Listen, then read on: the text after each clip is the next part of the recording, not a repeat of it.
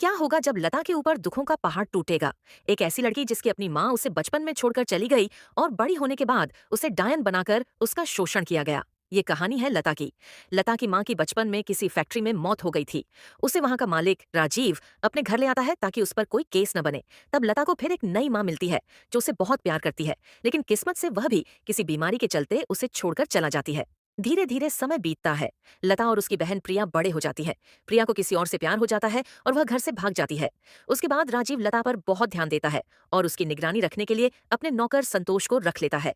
लेकिन लता को भी संतोष से प्यार हो जाता है और वह उसके साथ भाग जाती है। यहीं से लता की डायन बनने की कहानी शुरू होती है।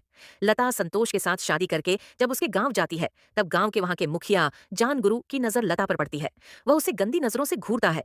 कुछ समय बाद लता को बच्चे नहीं हो रहे होते तो उसे उसके ससुराल वाले जान गुरु के पास लेकर जाते हैं।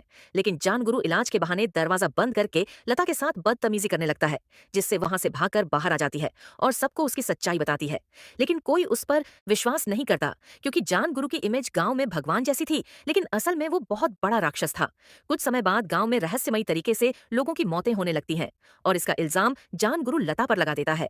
क्योंकि जान गुरु को लता से बदला लेना था, इसलिए वह उसे डायन बना देता है और कहता है कि इसी की वजह से इस गांव में सबकी मौतें हो रही हैं। धीरे धीरे लता की जिंदगी उजड़ने लगती है। उसके घर का हर एक इंसान मर जाता है। साथ ही उसका पति संतोष की भी मौत हो जाती है। अब वह अकेली पड़ जाती है और पागल हो जाती है। तब जान गुरु और उसके आदमी लोग उसके साथ गलत काम कर देते हैं। क्या सच में लता की वजह से लोगों की मौतें हो रही थीं? क्या वह वाकई डायन थी? जानने के लिए देखिए पूरा वीडियो।